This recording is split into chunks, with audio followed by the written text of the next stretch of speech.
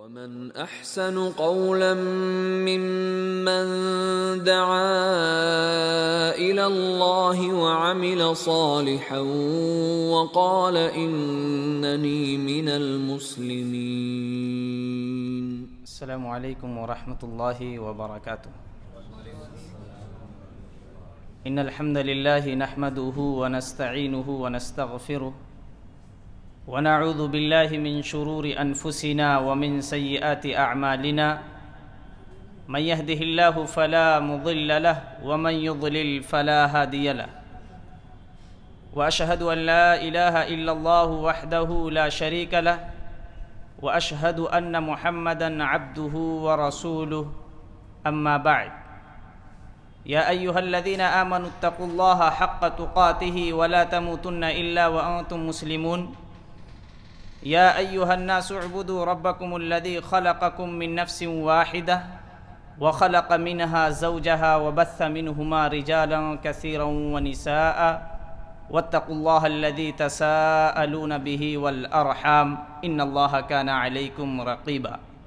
يا أيها الذين آمنوا اتقوا الله وقولوا قولا سديدا يصلح لكم أعمالكم ويغفر لكم ذنوبكم ومن يطع الله ورسوله فقد فاز فوزا عظيما.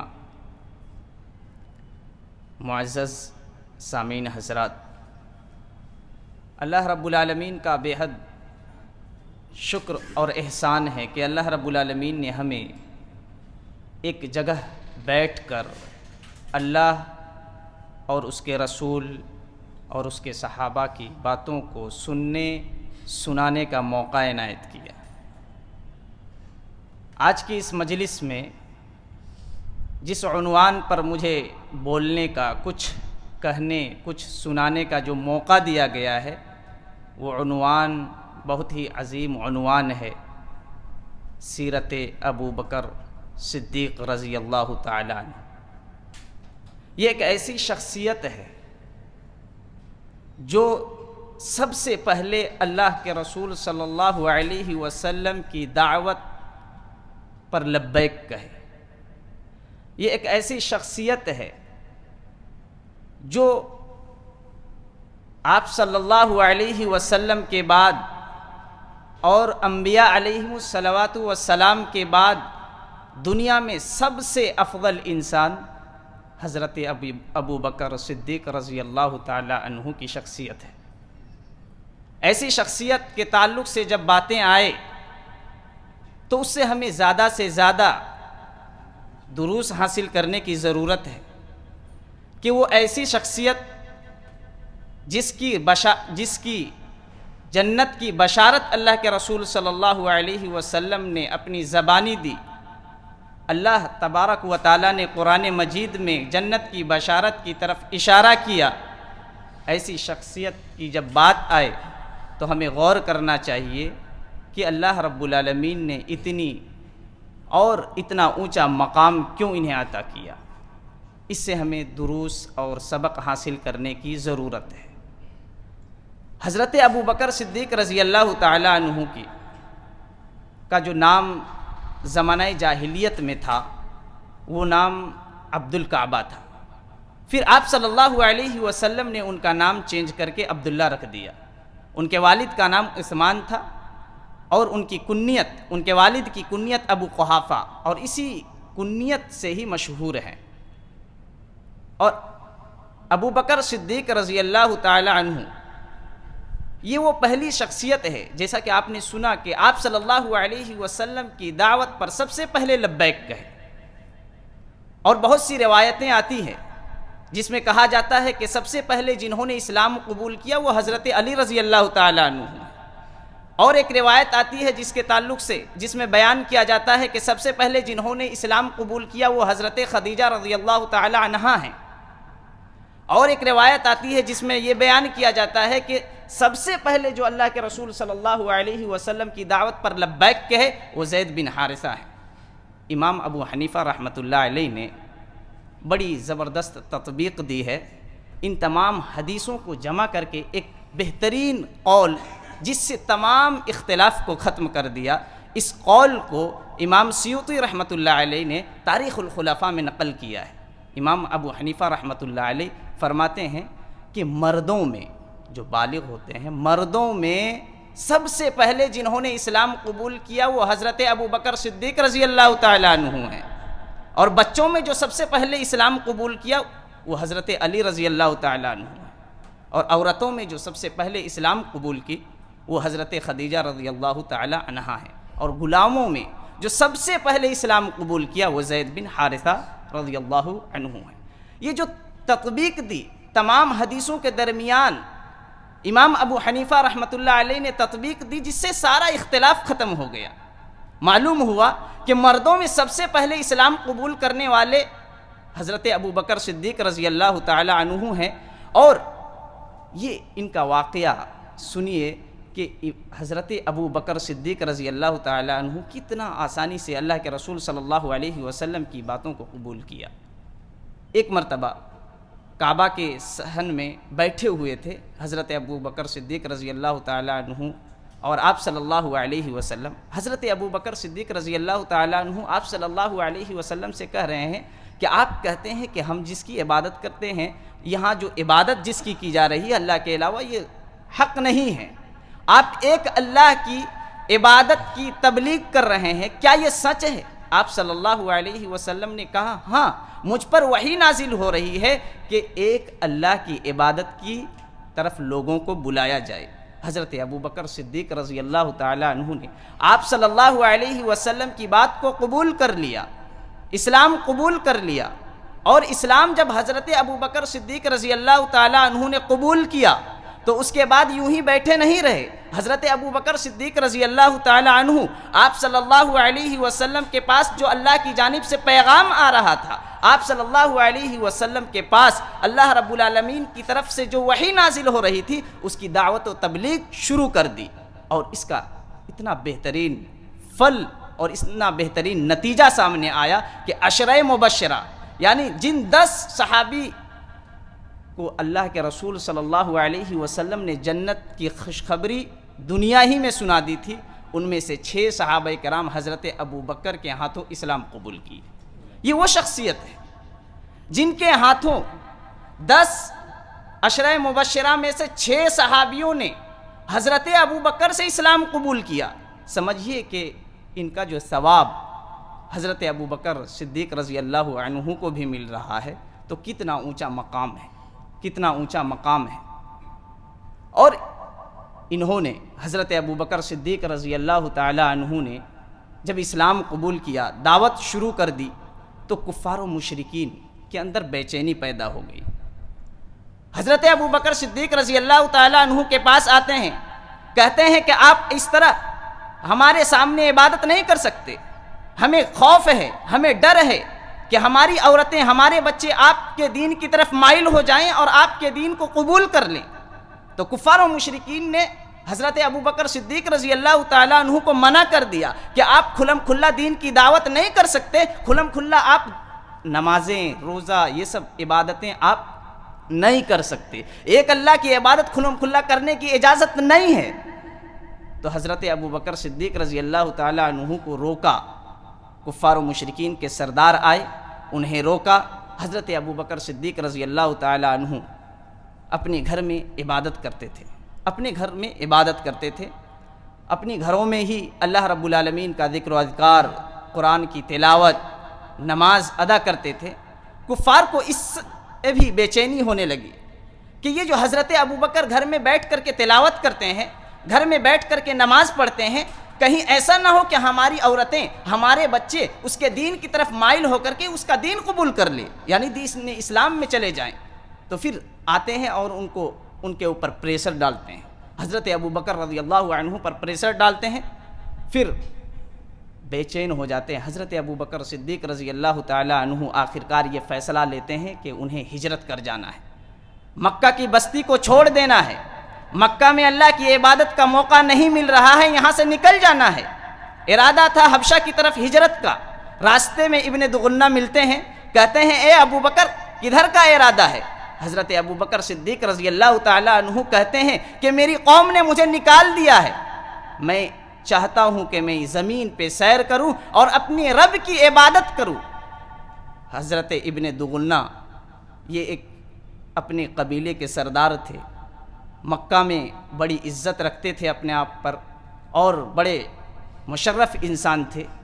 وہ کہتے ہیں کہ آپ کی ایسی شخصیت ہے، آپ کا ایسا اخلاق ہے، نہ ہی آپ خود سے جا سکتے ہیں اور نہ ہی آپ کو کوئی نکال سکتا ہے۔ آپ تو جو بے بس انسان ہیں، جو بے بس انسان ہیں، جن کے پاس روزی روٹی نہیں ہے، ان کے لیے آپ کماتے ہیں، ان پر صلہ رحمی کرتے ہیں، ان پر صدقہ و خیرات کرتے ہیں۔ آپ جو صلہ رحمی کرتے ہیں، لوگوں کا بوجھ اٹھاتے ہیں، لوگوں کے لیے کماتے ہیں، یہ آپ کی وہ اعمال ہیں، وہ اخلاق ہیں جس سے آپ کو نہ ہی کسی بستی سے نکالا جا سکتا ہے اور نہ ہی آپ کسی بستی کو چھوڑ کر جا سکتے ہیں۔ وہ کہتے ہیں چلیے ہم معاملہ دیکھتے ہیں۔ ابن دغنہ مکہ لے کر آتے ہیں۔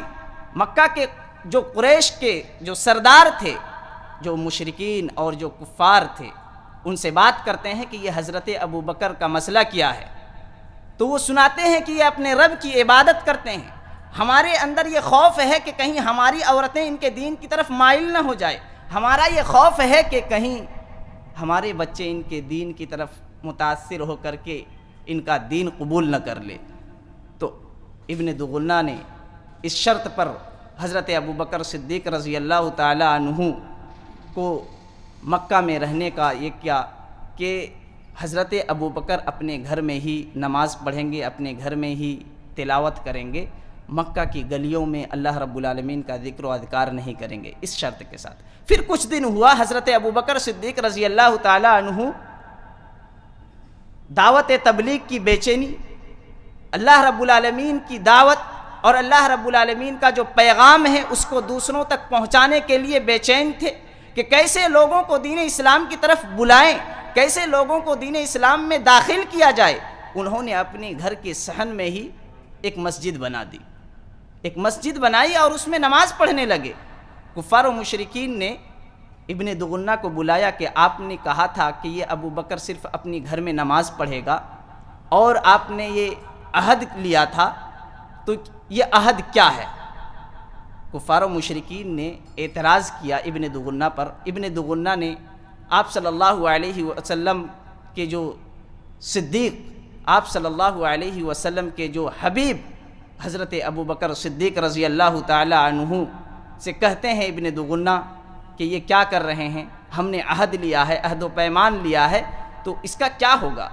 تو یہ کہتے ہیں کہ آپ سے جو عہد و پیمان لیا گیا تھا اس کو توڑیے اور ہم اپنے رب کا جو حق ہے اس کو ہم ادا کریں گے، ہم جو اللہ رب العالمین سے عہد و پیمان لیے ہیں اس کو پورا کریں گے۔ یہ پہلی ہجرت کا واقعہ ہے، جب ہجرت حبشہ کی طرف ہجرت کرنے کا ارادہ کیے تھے اس وقت کا واقعہ ہے۔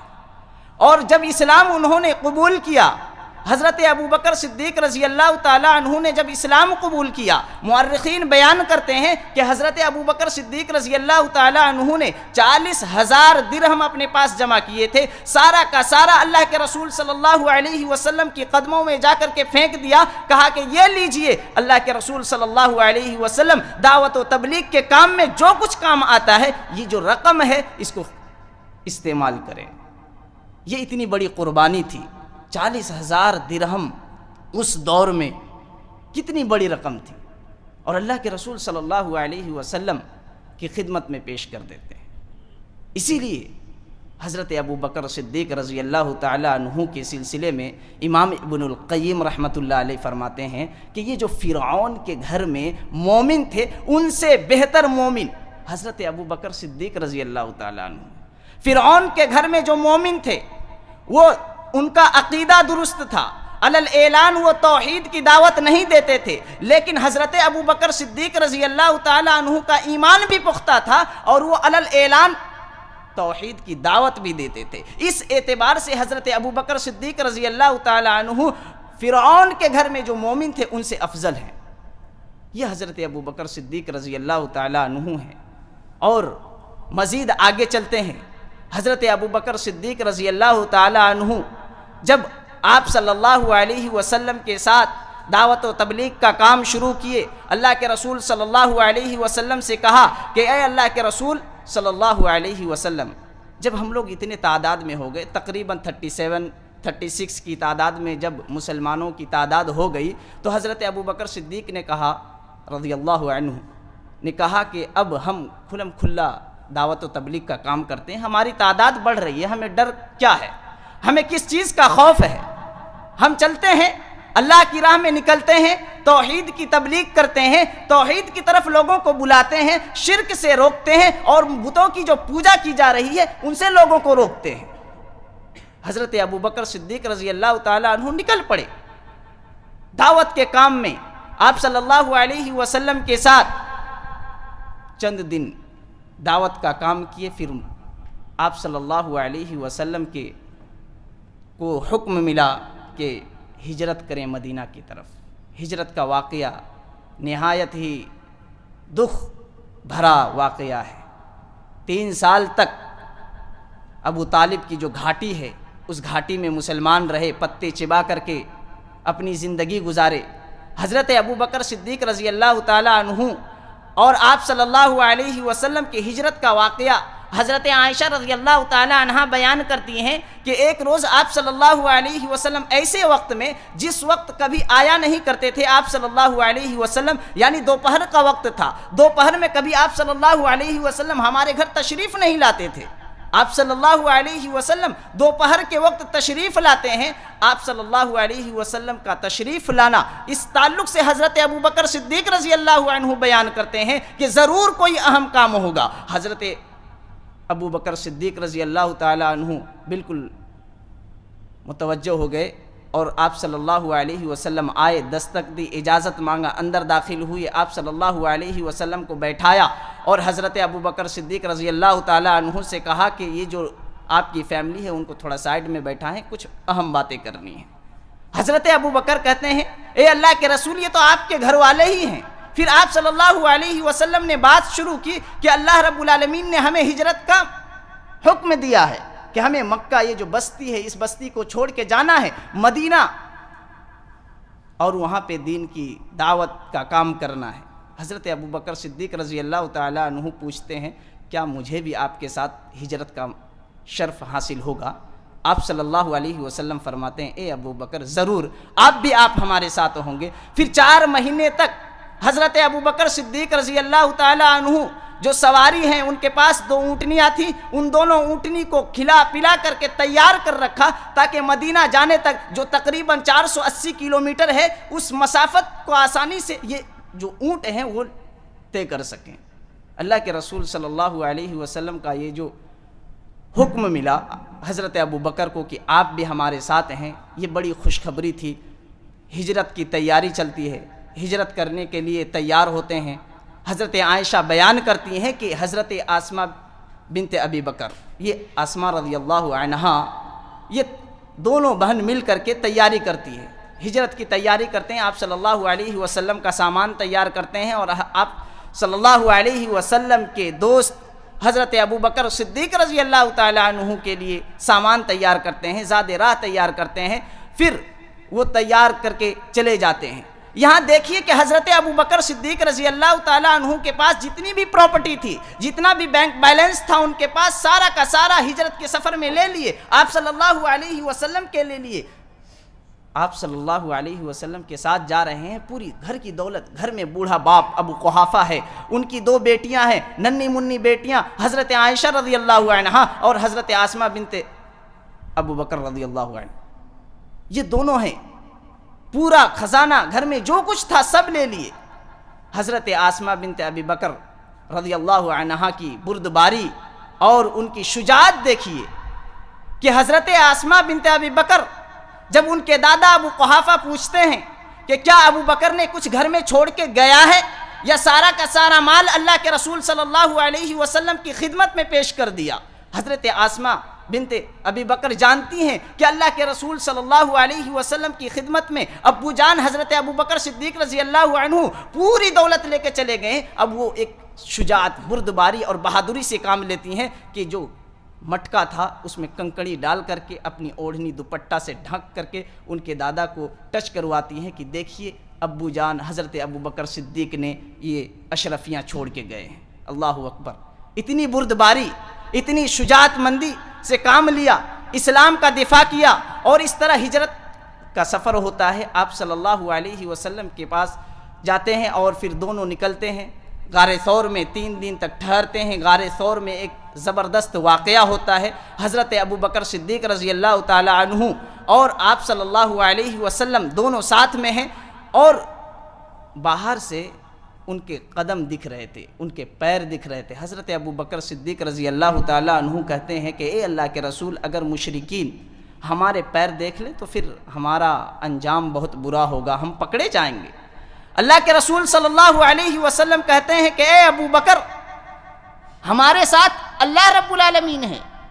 قرآن نے اس کا نقشہ یوں کچھ کھینچا ہے، اذ یقول لصاحبہ لا تحزن ان اللہ معنا۔ اے ابو بکر، تم غمگین نہ ہو، تم غمزدہ نہ ہو، اللہ رب العالمین ہمارے ساتھ ہے، اللہ رب العالمین کی مدد ہمارے ساتھ ہے۔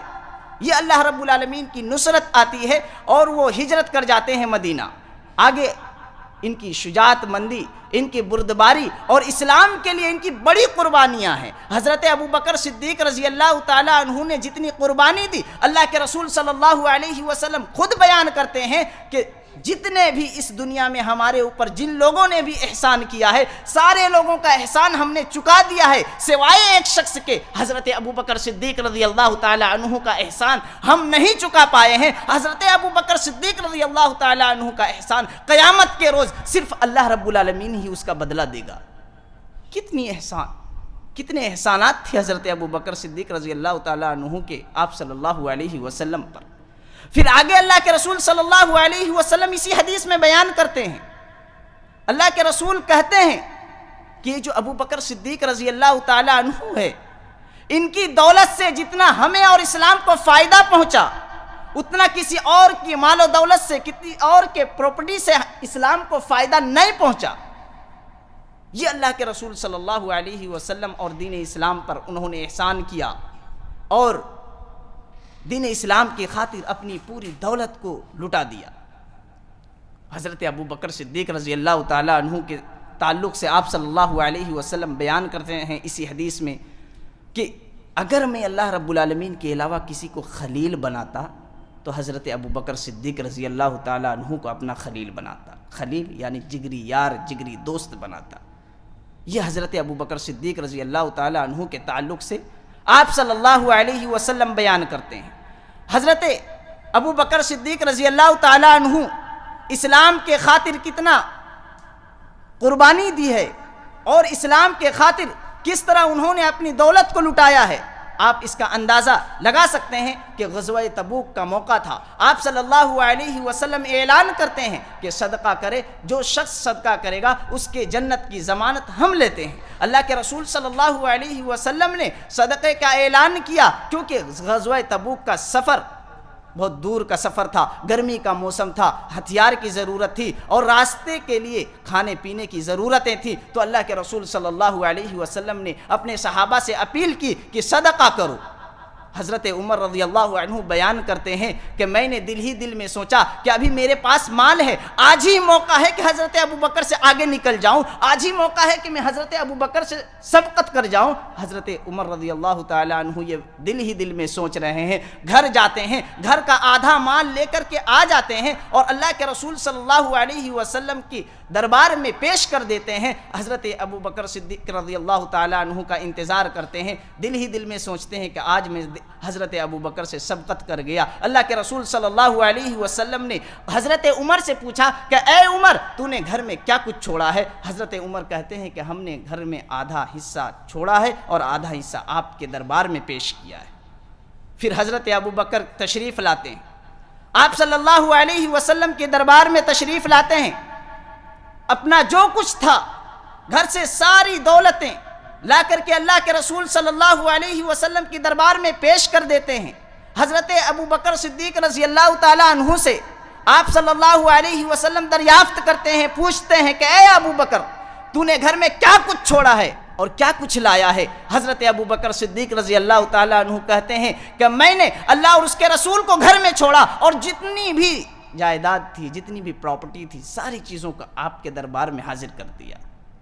یہ حضرت عمر رضی اللہ عنہ سنتے ہیں، یہ جملہ سنتے ہیں حضرت ابو بکر سے اور رونے لگتے ہیں، کہتے کہ میں کسی بھی چیز میں حضرت ابو بکر سے سبقت نہیں کر سکتا۔ حضرت ابو بکر صدیق رضی اللہ تعالی عنہ صرف مالی اعتبار سے، صرف دولت کے اعتبار سے اسلام کی خدمت نہیں کی، جانی اعتبار سے بھی، قوت کے اعتبار سے بھی آپ صلی اللہ علیہ وسلم کے شانہ بشانہ رہے، آپ صلی اللہ علیہ وسلم کے ساتھ رہے۔ آپ یاد کیجئے کہ جب آپ صلی اللہ علیہ وسلم کعبہ کے سامنے نماز پڑھ رہے تھے، سجدے میں تھے، عدی بن حاتم رضی اللہ عنہ، عقبہ بن معیط آتے ہیں اور آپ صلی اللہ علیہ وسلم کی گردن میں ایک کپڑا پھنسا کر کے اس کو کھینچتے ہیں۔ قریب تھا کہ آپ کی سانسیں رک جائے، آپ کا چہرہ سرخ ہو گیا تھا۔ حضرت ابو بکر صدیق رضی اللہ تعالیٰ عنہ آتے ہیں اور اس کو چھٹاتے ہیں اور کہتے ہیں کہ کیا تم ایسے آدمی کو مارنا چاہتے ہو جو صرف یہ کہتا ہے کہ وہ اپنے رب کی عبادت کرے؟ حضرت عقبہ بن معیط کو یہ کہتے ہیں اور حضرت ابو بکر صدیق رضی اللہ تعالیٰ عنہ اپنے ساتھ آپ صلی اللہ علیہ وسلم کو لے جاتے ہیں۔ آپ صلی اللہ علیہ وسلم کے ساتھ ہمیشہ رہے۔ عقبہ بن معیط کو ہٹایا، آپ صلی اللہ علیہ وسلم کو لے گئے اور آپ صلی اللہ علیہ وسلم کے ساتھ ہمیشہ ساتھ رہے۔ غزوہ احد میں جب سیف اللہ، جن کا یہ لقب ہے، خالد بن ولید اس وقت مسلمان نہیں ہوئے تھے، غزوہ احد میں جب 50 تیر انداز کو اللہ کے رسول صلی اللہ علیہ وسلم نے احد پہاڑی کے ایک، جس کو سید الشہداء اور اس کے سامنے ایک چھوٹی سی پہاڑی تھی، اس کے سامنے غزوہ احد میں ایک چھوٹی پہاڑی میں آپ صلی اللہ علیہ وسلم نے 50 تیر انداز کو رکھا اور کہا کہ یہاں سے ہلنا مت جب تک کہ آپ پر حکم آ جائے۔ پھر وہ لوگ وہاں ٹھہرتے ہیں اور پھر دیکھتے ہیں کہ یہ قریب ہے کہ یہ جنگ ختم ہو جائے، وہ مال جمع کرنے کے چکر میں وہ نیچے اتر گئے، اللہ کے رسول صلی اللہ علیہ وسلم کی بات کو نہ مانا اور وہ لوگ اتر گئے۔ پھر یہ خالد بن ولید اپنی لشکر کو پیچھے سے گھما کر کے مسلمانوں پر دوبارہ حملہ کر دیا۔ بہت زیادہ نقصان ہوا، مسلمانوں کو بہت زیادہ نقصان ہوا، بہت زخمی ہوئے۔ اللہ کے رسول صلی اللہ علیہ وسلم خود زخمی ہو گئے، تو اللہ کے رسول صلی اللہ علیہ وسلم جب زخمی ہوئے تھے ان کو اٹھا کر کے خیمے پہ لایا گیا۔ آپ صلی اللہ علیہ وسلم کے پاس جو چند صحابہ تھے، اس وقت حضرت ابو بکر صدیق رضی اللہ تعالی عنہ بھی وہاں پہ تھے، اور اس کے علاوہ بہت سارے صحابہ کرام خوف زدہ ہو گئے۔ یہ جو پیچھے سے حملہ ہو گیا اور بہت سارے زخم ہونے لگے، بہت سارے لوگ شہید ہو گئے، تو بہت سارے صحابہ کرام وہاں میدان سے تھوڑا ہٹ گئے۔ تو آپ صلی اللہ علیہ وسلم کی حفاظت اس وقت حضرت ابو بکر صدیق رضی اللہ تعالی عنہ نے بھی کی تھی۔ تو یہ حضرت ابو بکر صدیق رضی اللہ تعالی عنہ کی خدمات ہیں، اور اسی آپ صلی اللہ علیہ وسلم نے اور اللہ تبارک و تعالیٰ نے انہیں بہت سارے لقب دیے ہیں۔ آپ صلی اللہ علیہ وسلم نے بھی انہیں لقب دیا، اللہ تبارک و تعالیٰ نے بھی لقب دیا، اور آپ صلی اللہ علیہ وسلم نے انہیں عتیق کا لقب دیا تھا۔ حضرت ابو بکر صدیق رضی اللہ تعالیٰ عنہ کا ایک لقب عتیق تھا۔ اللہ کے رسول صلی اللہ علیہ وسلم نے کہا کہ آپ اللہ کی آگ سے، جہنم سے آزاد کردہ ہیں، یعنی آپ کو آزادی مل چکی ہے۔ یہ عتیق، جہنم سے آزادی آپ کو مل چکی ہے، عتیق کا لفظ پڑا۔ اور اسی طرح آپ رضی اللہ عنہ، حضرت ابو بکر صدیق رضی اللہ تعالی عنہ کا ایک لقب صدیق تھا، اور صدیق اس وجہ سے پڑا، اس کی بہت ساری وجوہات ہیں۔ اہل علم نے جو سب سے زیادہ وجہ جس کو بیان کیا ہے، یا سب سے زیادہ بڑا سبب جس کو شمار کیا ہے، وہ یہ کہ واقع معراج، جب آپ صلی اللہ علیہ وسلم کو معراج کا سفر کرایا گیا، پہلا سفر آپ کا مسجد حرم سے مسجد اقصیٰ کا تھا، اور پھر مسجد اقصیٰ سے آسمان کی طرف اللہ رب العالمین نے سفر کرایا راتوں رات۔ جب آپ معراج کے سفر سے واپس آئے تو اللہ کے رسول صلی اللہ علیہ وسلم نے صحابہ کرام سے بیان کیا، لوگوں سے بیان کیا کہ میں نے یہ چیز معراج میں دیکھی ہے، مجھے اللہ رب العالمین نے سفر کرایا ہے، مجھے اللہ رب العالمین نے مسجد حرام سے مسجد اقصیٰ تک سفر کرایا، پھر وہاں سے آسمان ساتوں آسمان کا سفر کروایا تو کچھ لوگ مذاق اڑانے لگے، کفار و مشرکین مذاق اڑا رہے ہیں، چند مسلمان بھی تردد میں پڑ گئے، چند جو نئے نئے مسلمان ہوئے تھے وہ بھی تردد میں پڑ گئے کہ یہ کیسا، جس کو ہم لوگ 1 مہینے میں سواری کے ذریعے سفر کرتے ہیں وہ راتوں رات کیسے سفر کر سکتے ہیں؟ حضرت ابو بکر کے صدیق رضی اللہ تعالیٰ عنہ کے پاس چند لوگ آتے ہیں، کہتے ہیں کہ اللہ کے رسول صلی اللہ علیہ وسلم یہ کہہ رہے ہیں کہ راتوں رات انہیں مسجد اقصیٰ کا سفر کرایا گیا، مسجد اقصیٰ سے ساتوں آسمان کا سفر کرایا گیا، یہ کیسے پاسبل ہے؟ حضرت ابو بکر صدیق رضی اللہ تعالیٰ عنہ کہتے ہیں کہ یہ میرا نبی ہے اور میری نبی نے جب کہہ دیا تو میں اس کی تصدیق کرتا ہوں، میں مانتا ہوں، اس کو دل سے ایکسیپٹ کرتا ہوں۔ اور یہ چیز کیا ہے؟ جب آسمان سے وحی آپ صلی اللہ علیہ وسلم پر آتی ہے اس کو میں مانتا ہوں، تو یہ کون سی بڑی بات ہے کہ اللہ کے رسول صلی اللہ علیہ وسلم کو مسجد حرام سے مسجد اقصیٰ تک سفر کرایا گیا؟ یہ کوئی بعید بات نہیں ہے، کوئی دور کی بات نہیں ہے، یہ ہو سکتا ہے۔ جب آسمان سے وحی آ سکتی ہے تو یہ بھی ہو سکتا ہے۔ تو اس وجہ سے صدیق کا لقب پڑا۔ حضرت ابو بکر صدیق رضی اللہ تعالیٰ عنہ کے سیرت بڑی لمبی سیرت ہے، اس کی سیرت سے دروس سبق حاصل کرنا چاہیے۔ ہمیں جو سبق ملتا ہے وہ شجاعت، بہادری کا سبق ملتا ہے۔ ہمیں جو سبق ملتا ہے دین کی راہ میں، توحید کی خدمات میں، جو کچھ ہم سے ہو سکے اس میں ہم صدقہ و خیرات کر سکیں۔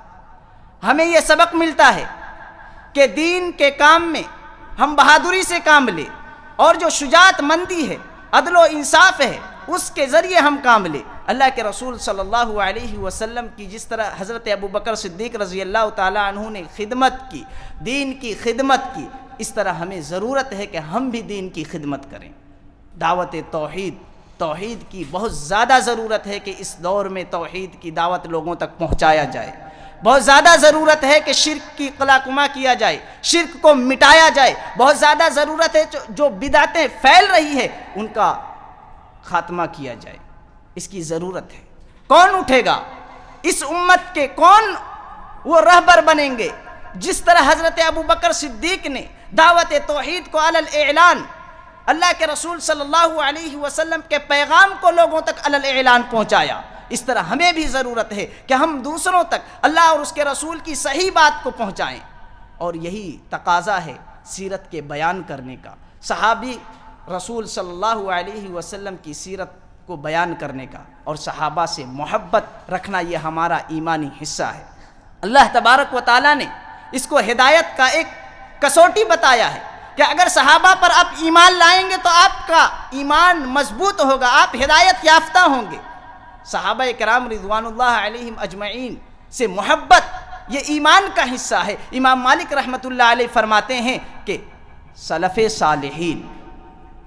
صالحین اپنی اولاد کو حضرت ابو بکر صدیق رضی اللہ تعالیٰ عنہ اور حضرت عمر رضی اللہ تعالیٰ عنہ سے ویسے ہی محبت کی تعلیم دیتے تھے، یعنی ان دونوں سے محبت کرنے کے لیے ویسے ہی تعلیم دیتے تھے جیسے قرآن کی وہ تعلیم دیتے تھے۔ اور قرآن کی کتنا زیادہ تعلیم دیتے تھے آپ تاریخ اور سیرت کو اٹھا کر دیکھ سکتے ہیں کہ ہر وقت وہ سیرت کے مطالعہ جب کریں گے تو ہر وقت وہ قرآن کو پڑھا کرتے تھے اور قرآن سے وہ عبرت اور اس سے سبق حاصل کیا کرتے تھے۔ یہ حضرت ابو بکر صدیق رضی اللہ تعالیٰ عنہ ہیں، اور ان کی شجاعت مندی کا اندازہ آپ لگا سکتے ہیں کہ جب آپ صلی اللہ علیہ وسلم قرب وفات تھے، آپ صلی اللہ علیہ وسلم وفات کے قریب تھے، آپ صلی اللہ علیہ وسلم نے حضرت ابو بکر صدیق رضی اللہ تعالیٰ عنہ کو نماز پڑھانے کا حکم دیا، اور صرف اسی شخصیت کو حضرت ابو بکر صدیق رضی اللہ تعالیٰ عنہ کو یہ شرف حاصل ہے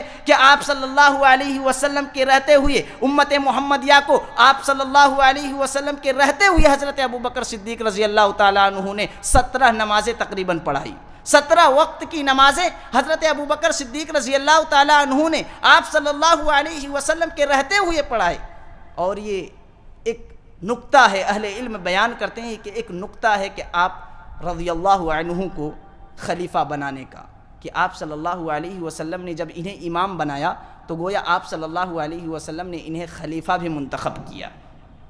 تو پھر حضرت محمد صلی اللہ علیہ وسلم کی وفات ہو جاتی ہے، پورے صحابہ کرام غمزدہ ہو جاتے ہیں، اپنے ہوش کھو بیٹھتے ہیں، حضرت عمر کا عالم یہ تھا کہ حضرت عمر مدینہ کی گلیوں میں اپنی تلوار لے کر کے گھومتے تھے کہ جو کہے گا کہ محمد صلی اللہ علیہ وسلم کی وفات ہو گئی اس کی گردنیں اڑا دوں گا. یہ حضرت عمر کا عالم تھا. حضرت ابو بکر صدیق رضی اللہ تعالیٰ عنہ آتے ہیں, آپ صلی اللہ علیہ وسلم کی پیشانی کو بوسہ دیتے ہیں اور منبر پر کھڑے ہوتے ہیں اور کہتے ہیں کہ اے صحابہ کرام رضوان اللہ علیہم اجمعین, یاد رکھو جو محمد کی عبادت کرتا تھا وہ سن لے کہ محمد صلی اللہ علیہ وسلم کی وفات ہو چکی ہے, اور جو اللہ رب العالمین کی عبادت کرتا تھا وہ سن لے کہ اللہ رب العالمین زندہ ہے. اور آپ صلی اللہ علیہ وسلم کے تعلق سے یہ وفات کی خبر کا اعلان منبر سے کیا, اور پھر آگے آیت کی تلاوت فرماتے ہیں کہ انک میت و انہم میتون. آپ صلی اللہ علیہ وسلم کی وفات ہو چکی ہے, آپ کو بھی مرنا ہے, سب کو مرنا ہے. اور پھر دوسری سورہ آل عمران کی آیت تلاوت کرتے ہیں کہ وما محمد الا رسول, محمد صلی اللہ علیہ وسلم بھی دوسرے رسولوں کی طرح ایک رسول تھے. قد خلت من قبلہ الرسل, اس سے پہلے بھی بہت سارے رسول آئے گزر گئے, ان کی وفات ہو گئی. آپ صلی اللہ علیہ وسلم کو بھی وفات ہوگی, آپ صلی اللہ علیہ وسلم بھی وفات کر گئے. اس مسئلے کو سلجھایا.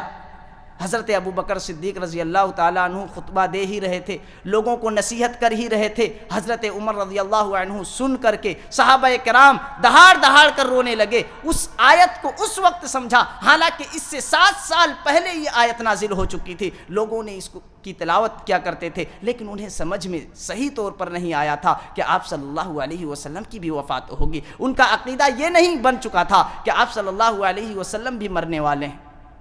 حضرت ابو بکر صدیق رضی اللہ تعالیٰ عنہ کی فقاہت کا اندازہ آپ اس سے لگا سکتے ہیں. پھر حضرت ابو بکر صدیق رضی اللہ تعالیٰ عنہ کو خلیفہ بنا دیا گیا. خلافت جب ان کو سونپی گئی تو انہوں نے پہلا جو خطبہ دیا, اس خطبے میں کہا اے لوگو, مجھے جو خلیفہ بنایا گیا ہے, مجھے جو آپ لوگ خلیفہ بنائے ہیں, مجھ پر جو بیعت کیے ہیں, میں آپ لوگوں سے کوئی زیادہ اچھا انسان نہیں ہوں. یہ خاکساری دیکھیے, ہمارے یہاں اگر کسی کو کرسی سونپ دی جائے تو وہ سلام کیا کلام بھی نہیں کرتے ہیں. ہمارے یہاں اگر کسی کو کرسی سونپ دی جائے تو وہ کلام تک نہیں کرتے ہیں. وہ اپنے آپ کو اتنے بڑے سمجھتے ہیں, ایسا کہ وہ آخرت میں بھی یہ کرسی لے کے جائیں گے. حضرت ابو بکر صدیق رضی اللہ عنہ یہ بیان کر رہے ہیں کہ مجھے آپ لوگوں نے خلیفہ بنایا ہے, اللہ کے حکم سے, اللہ کے رسول صلی اللہ علیہ وسلم کی وصیت سے ہم خلیفہ بنے ہیں. ہم آپ میں سے زیادہ اچھے نہیں ہیں, آپ لوگوں میں سے ہی ہیں, اتنے اچھے نہیں ہیں. ہم سے اگر کوئی غلطی ہو, ہم سے کوئی اگر غلطی ہو تو ہمیں نصیحت کرنا, ہم جو اچھی بات کہیں اس کو قبول کرنا, ہماری فرمانبرداری اس وقت کرنا جب ہم اللہ اور اس کے رسول کی دعوت دیں گے, اللہ اور اس کے رسول کے حکم کے مطابق جب ہم آرڈر دیں گے اس کو فالو کرنا. اگر اللہ اور اس کے رسول کے خلاف ہم اگر گئے تو اس چیز کو فالو مت کرنا. یہ حضرت ابو بکر صدیق رضی اللہ تعالیٰ عنہ کا اخلاق تھا. آج کے لیڈروں, آج کے ذمہ داروں کو اس نقطے سے سبق حاصل کرنا چاہیے کہ حضرت ابو بکر خلیفۃ المسلمین, اور اس سے سنہرا واقعہ, اس سے زبردست, اللہ کے رسول صلی اللہ علیہ وسلم کی وفات کے بعد جب خلیفہ بنائے گئے تو کتنا خیال رکھتے تھے لوگوں کا, امیروں کا زیادہ خیال, نہ غریبوں کا زیادہ خیال, سارے لوگوں کا برابر خیال رکھتے تھے. ایک عورت تھی جو اندھی تھی, حضرت ابو بکر صدیق رضی اللہ تعالیٰ عنہ ہر روز رات میں جا کر کے ان کے لیے آٹا گوندتے اور ان کے لیے روٹی تیار کرتے, ان کے گھر میں جھاڑو لگاتے اور ان کے لیے جو بھی خدمت کرنا رہتا وہ خدمت کرتے. حضرت عمر رضی اللہ تعالیٰ عنہ من ہی من میں سوچتے ہیں کہ ہم ایک دن جائیں اور اس کی خدمت کریں. وہ جاتے ہیں, ہر روز ایسا سوچتے ہیں, جاتے ہیں, دیکھتے ہیں کہ ہر روز کوئی آدمی آتا ہے رات میں اور صفائی کر کے ان کے لیے کھانا تیار کر کے ان کا جو بھی کام ہوتا ہے کر کے چلا جاتا ہے. ایک دن حضرت عمر رضی اللہ عنہ سوچتے ہیں کہ دیکھتے ہیں حضرت ابو بکر صدیق رضی اللہ تعالیٰ عنہ کے تعلق سے معلوم نہیں تھا کہ یہ حضرت ابو بکر صدیق رضی اللہ تعالیٰ عنہ آ کر کے یہ خدمت کرتے ہیں, انہیں معلوم نہیں تھا.